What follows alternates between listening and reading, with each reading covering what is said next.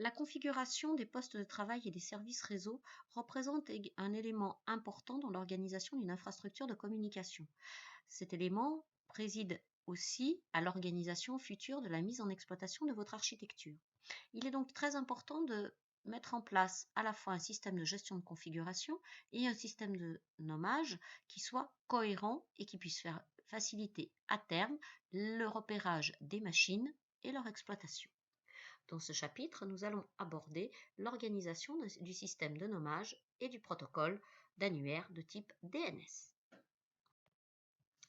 La gestion d'une politique de nommage permet de repérer une machine. Dans les chapitres précédents, nous avons vu qu'il y avait plusieurs moyens pour identifier une machine sur le réseau. Tout d'abord, une machine possède une adresse MAC particulière et unique qui permet de repérer sa carte, qui permet de la raccorder au réseau. Donc la machine est repérée par le moyen qu'on a de la raccorder au réseau, le moyen physique. Bien sûr, ces adresses physiques, ces adresses MAC, ne représentent rien par rapport à l'organisation logique de l'entreprise, ni par rapport à l'organisation logique qu'on veut mettre en place au niveau du réseau et protéger les flux. Pour cela, on utilise l'adressage IP, qui est une adresse logique. Et nous avons vu, dans le chapitre sur la commutation et le routage, qu'il était possible, grâce au protocole ARP, de passer d'une adresse IPv4 à une adresse MAC. Nous avons également vu que lorsqu'on utilise IPv6, l'adresse physique se retrouve dans les poids faibles de l'adresse IPv6. Donc on n'a même plus besoin d'utiliser le protocole ARP pour savoir quelle est l'adresse de la carte réseau qui permet de connecter effectivement la machine sur ce réseau-là. Par contre, pour un humain, tout cela reste bien abstrait et bien compliqué. Si l'adresse IPv4 est plus facile à retenir qu'une adresse MAC ou qu'une adresse IPv6, il n'en demeure pas moins que ce n'est pas une manière. Donc ce n'est pas quelque chose de très adapté aux humains.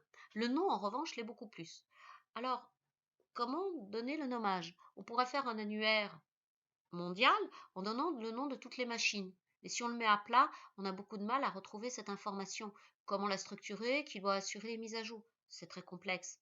Le nom de la machine doit permettre également de passer des informations complémentaires par rapport à la manière dont on va mettre en place l'exploitation et l'administration. Ainsi, le nom d'une machine pourra permettre de décrire le propriétaire. Par exemple, mon PC pourrait s'appeler PC-Bienier. Ça reste valable si vous avez des gens qui font l'exploitation, qui connaissent le nom du propriétaire et qui savent dans quel service il va travailler, par exemple. On peut plutôt utiliser des zones de responsabilité. Ma machine, elle pourrait s'appeler l'Iris, puisque j'appartiens au laboratoire l'Iris, ou IF l'Iris, où elle pourrait dire où elle va se trouver. L'Iris 502, le numéro de mon bureau, 312, le numéro d'une prise, par exemple. Mais on pourrait aussi dire que c'est une machine de type PC ou de type serveur. Vous voyez que le nom va nous permettre de passer beaucoup plus d'informations complémentaires pour les êtres humains qui vont faire l'administration, qui vont assurer l'exploitation. Donc en fait, quand on va définir une politique de nommage, il faut savoir quelle est la stratégie qui est mise en place, le plan d'adressage, est-ce qu'on va utiliser un nommage hiérarchisé et qui soit significatif. Mais en tout état de cause, il faut se garder d'avoir des noms trop longs. Par exemple, avoir une machine qui s'appellerait PC, Bienier, l'Iris, 502, 312, prise 6, permet de donner beaucoup d'informations. Mais vous voyez que nommer cette machine, c'est très long. Donc en règle générale, on va essayer de faire court, compréhensible et qui nous apporte une valeur ajoutée significative. Par exemple, quand vous aurez des serveurs web vus de l'extérieur, tous les serveurs web, ils vont s'appeler 3W. Un serveur mail vu de l'extérieur, il s'appellera mail. Et puis ensuite, on mettra simplement un nom de domaine, qui sera par exemple le nom de l'entreprise. .fr, .com, .org. Ce sont les noms que nous connaissons. Et donc, nous allons voir comment nous allons pouvoir les gérer. Pour pouvoir passer du nom à l'adresse, il faut qu'on intègre la machine dans un plan d'adressage, c'est-à-dire qu'on essaye de lui donner une adresse IP en essayant d'avoir les disponibilités selon les sous-réseaux et on peut aussi lui donner cette adresse dynamiquement grâce à un serveur DHCP. La gestion de son identification, elle reste faite à la main. Ce nom compréhensible, comme je vous l'ai dit tout à l'heure, PC Bienier, pendant quelque temps ma machine s'est appelée IF-4241, parce que c'était la fin de mon adresse IP tout simplement, IF pour le département informatique. doit être intégré dans le DNS, qui va permettre de faire l'association adresse IP, nom de la machine. Mais attention, le DNS, si on va l'organiser d'une manière hiérarchisée, par domaine, pour faciliter toujours l'exploitation. Alors, ce système de nommage, historiquement, il a été construit en dur sur chaque machine. C'est ce qu'on appelait les fichiers host, c'est-à-dire qu'on identifiait dans un fichier sur une machine les adresses IP et les noms des machines auxquelles on allait accéder. On allait donc recopier de multiples fois l'adresse IP, le nom d'une machine. Ça posait des problèmes de cohérence puisque vous aviez plusieurs copies d'une même information. Donc des problèmes de recopie, il n'y avait pas forcément d'hierarchisation. Et puis surtout, ça posait des problèmes de maintenance parce que on change l'adresse IP d'une machine ou on va changer un peu son nom. Eh bien, il faut penser de changer cette information sur toutes les machines qui l'ont stocké. Comment pouvez-vous savoir quelle machine a stocké le nom et l'adresse IP de telle autre machine? Donc, c'est bien quand on a un tout petit réseau. C'était une bonne solution dans les années 70, mais dès les années 80, on voit que le réseau va beaucoup grandir, qu'il y a de plus en plus de réseaux différents qui s'interconnectent sur le monde TCP/IP. Donc, on met au point les serveurs de nom. Ça date de 83. Ces serveurs de nom, en fait, on a bénéficié de tout l'apport du monde des télécoms, avec une organisation qui est très hiérarchisée. Et en fait, quand on va mettre en place cette organisation, c'est pour avoir beaucoup plus d'efficacité pour la recherche, et puis pour pouvoir aussi équilibrer la charge sur différents serveurs. Alors, quel est le principe? Comme pour un annuaire téléphonique, vous allez avoir des annuaires, par exemple, par pays. Puis dans un pays, pour l'annuaire téléphonique, on le décomposait par département et par ville. Donc on avait un domaine au niveau d'une ville, et dans une ville, vous pouvez avoir après l'ordre alphabétique pour les différentes machines. C'est un petit peu la même chose qui va se faire ici. On va avoir différents noms qui vont avec des zones qui, dans le nom, qui vont être séparées par des points.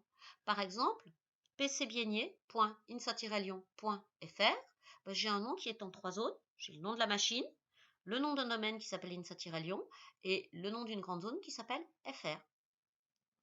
Ensuite, quand on va gérer ces annuaires, il faut prendre en compte que plusieurs personnes vont vouloir accéder au service d'annuaire et éventuellement de manière simultanée. Donc il va falloir gérer plusieurs serveurs et de pouvoir équilibrer les charges. Donc on aura de multiples serveurs qui pourront nous renvoyer vers le serveur qui connaît la bonne information dans une logique de round robin, c'est-à-dire qu'on va essayer de répartir la charge au moment où on va recevoir les requêtes.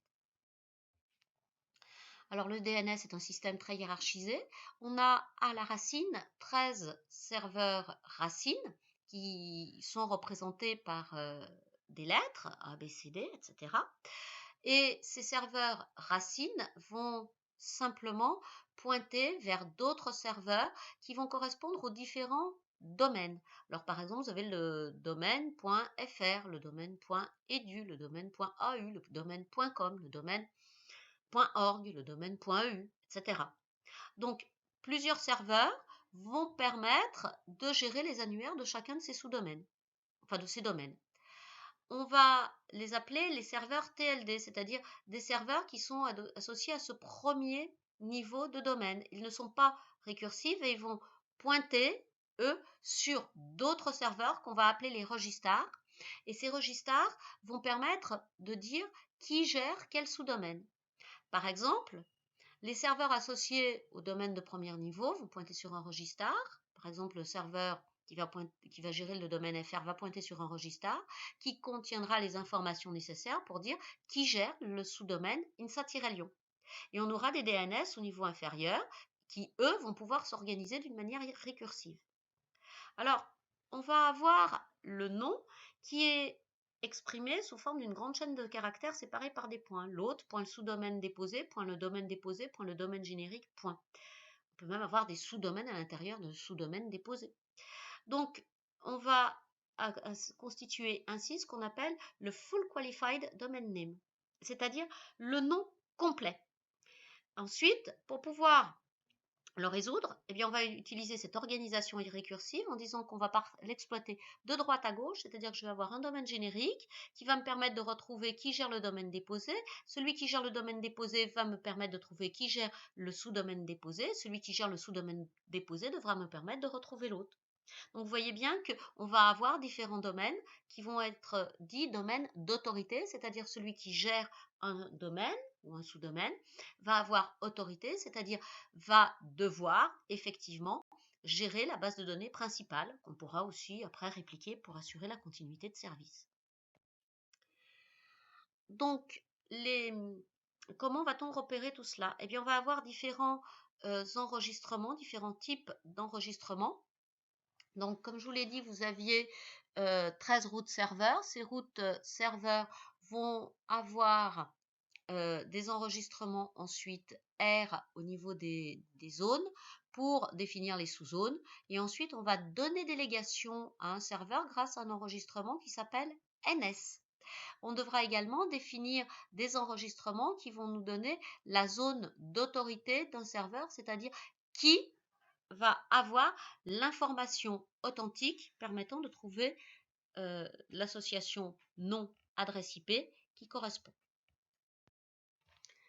Voyons maintenant comment on va gérer la résolution d'adresse côté client. Donc, chaque client va posséder un résolveur DNS qui va avoir son propre cache. Donc, quand votre client mail, votre browser web ou tout autre système d'ailleurs va vouloir accéder à une machine, votre programme applicatif client va avoir un mini cache qui va stocker par exemple le nom d'une machine et son adresse IP. Si jamais vous ne l'avez pas, par exemple dans votre browser web, vous avez l'association entre l'URL et l'adresse IP. Si jamais votre cache du browser web ne contient pas l'adresse IP, à ce moment-là, votre browser va s'adresser au résolveur DNS de votre machine. Donc votre machine va regarder dans son cache local si elle dispose déjà de l'adresse IP associée au nom de la machine cible. C'est-à-dire, est-ce qu'on y a déjà fait un accès? Si oui, je vais renvoyer l'adresse IP. Sinon, je ne sais pas trop y accéder, donc je vais demander à mon fournisseur de DNS, soit mon fournisseur d'accès Internet, soit à l'adresse IP du DNS qu'on m'a donné. Et donc, je vais à mon tour lui poser la question en disant, voilà, on me demande d'accéder à cette machine-là, comment je fais? Donc, le DNS de niveau supérieur va regarder dans son cache. S'il le connaît déjà, il va envoyer l'adresse IP. Par exemple, une fois que vous êtes booté, la première fois que vous voulez accéder à Google, vous ne l'aviez pas sur votre cache au niveau de votre machine, mais vous l'avez peut-être à coup sûr dans le DNS du campus. Donc, on va vous renvoyer l'adresse IP du serveur web de Google, par exemple. Maintenant, si on ne l'a pas, on peut aller de manière récursive toujours, on va redemander au DNS qu'on avait au-dessus. Soit, je ne sais pas. Donc, je vais aller attaquer un des routes serveurs en disant, voilà, si moi je ne le sais pas, je vais avoir un problème. Je vais aller il va falloir qu'on puisse remonter et qu'on puisse accéder à la zone. Donc, le root server va nous permettre d'accéder aux serveurs de zone et aux registars qui vont nous dire quelle est la machine qui gère la zone, puis qui va gérer la sous-zone. Et enfin, on arrivera au serveur de DNS qui correspond effectivement à cette sous-zone et qui pourra nous donner l'adresse IP de la machine qu'on a nommée. Donc, on voit là que soit on connaît effectivement l'adresse IP qu'on a tout de suite en cache, soit ensuite, pour la phase d'analyse, on va partir de la droite pour aller vers la gauche, c'est-à-dire du nom de zone jusqu'au nom particulier de la machine. Donc, le fonctionnement du DNS, c'est une procédure récursive qui s'analyse de droite à gauche et on cherche les serveurs DNS à utiliser pour le segment courant. Il n'en demeure pas moins qu'on va avoir une forte sollicitation des routes serveurs, ne serait-ce que pour trouver les bons serveurs de zone. Donc, on va avoir peu de requêtes de base sur ces routes serveurs parce qu'on va se rediriger directement vers le bon serveur, vers la bonne cible. Mais on va aussi mettre ces différents caches avec des temps de latence pour les mises à jour. Il faut prendre en compte le fait qu'on pourra aussi avoir des requêtes qui peuvent être circulaire, c'est-à-dire que pour le DNS qui fait autorité sur un sous-domaine, il ne peut pas donner directement son adresse IP, parce qu'il faut quand même qu'on arrive à le trouver. Donc en fait, on va avoir cette adresse IP du DNS dans le serveur pair, c'est-à-dire le serveur du niveau du dessus, qui va donc bien devoir stocker à qui il donne délégation. Donc on va retrouver pour le cas d'une délégation un enregistrement NS. Donc, côté serveur, on va avoir plusieurs types d'enregistrements. On aura principalement des enregistrements A qui vont permettre de donner une adresse IP pour un nom. Notons que quand on va utiliser une adresse IPv6, bah, c'est un enregistrement quadruple A, c'est-à-dire AAAA.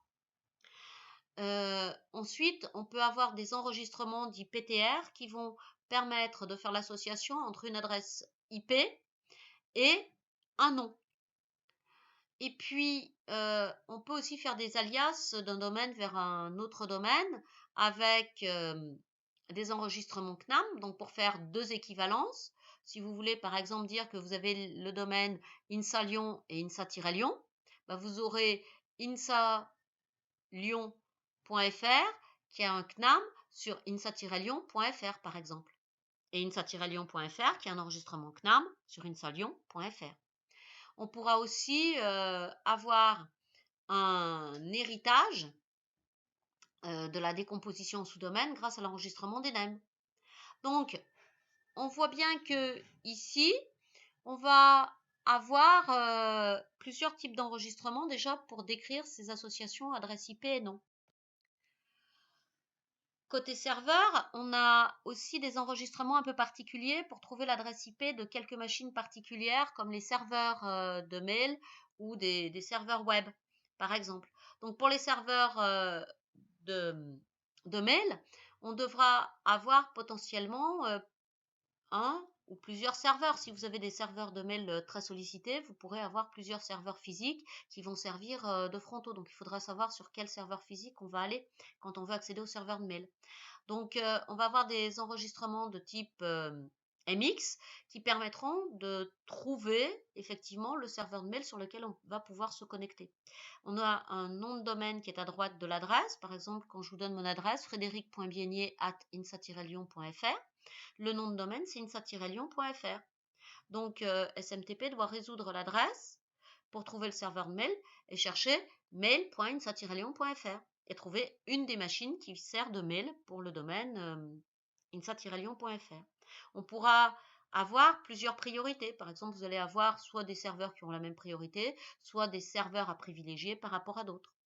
Donc, vous voyez qu'on peut enrichir également cette description pour trouver un nom de machine générique, mais l'associer à plusieurs machines physiques, à plusieurs adresses IP.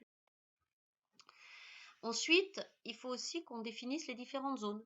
Donc, dans une zone, j'ai une machine qui va faire autorité, c'est-à-dire la machine qui va avoir la base de données principale qui contiendra les enregistrements A et les enregistrements PTR. Je prends le cas où je suis dans l'IPv4. Ce serveur qui fait autorité, ça va être l'enregistrement qu'on va appeler SOA. Dans cet enregistrement, on va donner le nom du serveur, mais on va donner aussi toutes les informations qui sont nécessaires pour la gestion et entre autres le nom du contact humain qui gère ce serveur avec une adresse mail pour le joindre parce que il n'y a rien de miraculeux dans l'informatique. Si vous trouvez une adresse IP, c'est que quelqu'un l'aura saisie quelque part dans un fichier. Donc on a besoin d'avoir une personne ou un mail qui permet d'avoir l'administrateur en charge. Ensuite, votre base de données, elle va être valide à un instant T. On va pouvoir ajouter ou enlever des machines, les renommer. Donc en fait, on va avoir un numéro de série sur la base de données, c'est-à-dire la date de version en année, mois, jour, heure, minute. Et éventuellement, quand vous allez avoir un serveur principal et des serveurs secondaires, on aura des temps de rafraîchissement entre le serveur principal et le serveur secondaire qu'on va décrire en secondes. On pourra aussi avoir des temps maximum d'attente pour réaccéder au serveur quand des requêtes échouent. Des temps pour la durée de vie d'un fichier zone, etc. Et tout se calcule en secondes. Donc dans les exemples ensuite, quand je vais vous dire un jour, un jour ça correspond à 24 fois 3600 secondes, par exemple. Là, c'est le serveur qui fait autorité. Maintenant, on peut dire quel est le serveur qui va pouvoir répondre à une requête DNS, c'est-à-dire à qui on a donné délégation. Ça, c'est l'enregistrement NS, où on va donner éventuellement le serveur principal et ou des serveurs secondaires. Donc, on va dire à qui on peut s'adresser. Mais attention, dans les serveurs et dans les enregistrements du DNS, il y aura un serveur principal qui aura l'enregistrement SOA et il y aura des enregistrements NS qui représenteront les machines qui vont stocker soit l'original de la base de données, soit une copie de la base de données. Alors, j'ai tiré un exemple de fichier zone de Wikipédia. Donc, on peut mettre en $origine le nom de la zone, par exemple exemple.com. Notez qu'on termine toujours un nom par un point qui désigne le point final. Alors, par défaut, on peut dire 1 heure, par exemple. Et soit je vais avoir $origine, soit je vais remettre les noms en absolu avec un point. Par exemple, ici, j'ai exemple.com. SOA me dit que là, le nom du serveur de nom qui va faire autorité pour exemple.com, c'est la machine qui s'appelle NS. Donc on va avoir un numéro de série, on va avoir des contraintes pour le rafraîchissement, etc. Et puis vous voyez que j'ai aussi le username @exemple.com, pardon, c'est-à-dire ça me dit comment contacter la personne qui va administrer cette zone. Ensuite, ça c'est l'enregistrement qui me permet de dire que NS fait autorité pour la zone exemple.com. Ensuite, NS, je vais lui donner délégation. Donc, la machine qui s'appelle NS dans exemple.com, je vais devoir la déclarer. Donc, exemple.com, on donne délégation enregistrement NS à une machine qui s'appelle nameserver NS, ns.exemple.com. Vous notez qu'ici, je n'ai pas mis ns.exemple.com. Parce que j'avais mis en $origine au début, exemple.com. Donc, si vous avez un nom de machine ou un nom quelconque, ce qui ne se termine pas par un point final, on va rajouter systématiquement le $origine que vous avez défini au début. Dans notre cas particulier, exemple.com. Mais vous pouvez aussi dire qu'une autre machine qui va se trouver ailleurs, par exemple NS qui se trouve à ns.somewhere.com, a aussi délégation sur exemple.com. C'est-à-dire que cette machine-là contiendra une copie de la base de données du DNS. On peut avoir un mail. Et puis vous avez ici un nom, la machine NS a une adresse IP. Donc NS a 10.0.0.2 par exemple. Donc vous voyez qu'ici, j'ai un ensemble d'enregistrements et quand vous allez spécifier le DNS, il va falloir définir qui a autorité, qui a délégation, qui a quelle adresse IP. Le serveur DNS va donc avoir la configuration d'une arborescence avec l'ensemble des zones. Dans le cas de Linux, on va avoir sur le client un fichier qui s'appelle resolve.conf qui va définir les adresses des serveurs de nom. Et sur le serveur, vous allez avoir différents fichiers. Par exemple, quand on utilise bind, c'est etc/named.conf qui décrira les différentes zones. Mais les fichiers vont se trouver dans var/named. Quand on définit une zone, on va avoir une zone avec un domaine, le type pour savoir si on est master ou slave, c'est-à-dire si on est autorité ou pas, et on va donner le nom du fichier qui contient les enregistrements de cette zone. Et dans les fichiers, on va trouver les enregistrements SOA, les enregistrements NS, les enregistrements A, puis on aura des zones aussi où on aura les adresses IP associées au nom, donc les enregistrements PTR. Dans Windows, le problème peut paraître plus simple puisqu'il suffit de cliquer, mais par contre, il va falloir savoir sur quoi cliquer et renseigner bien sûr les bonnes informations. Ça ne facilite pas beaucoup plus le travail. Enfin, la fonction NSLOOKUP permet de doter le DNS d'une interface homme-machine permettant à un utilisateur humain de l'interroger. Donc, on peut rechercher une adresse. Par exemple, ici, si j'ai regardé NSLOOKUP sur ma machine, le serveur, ça me dit que le serveur s'appelait dns.unif-lyon1.fr, que j'avais une adresse. Et si je recherche webmail.orange.fr, par exemple, vous voyez qu'ici, j'ai plusieurs adresses IP, ce que je vous racontais tout à l'heure, ce que je vous expliquais. Vous avez plusieurs serveurs mail qui peuvent se retrouver. Donc, quand vous utilisez NSLOOKUP, on vous dit qui va vous redonner et va faire autorité, par exemple.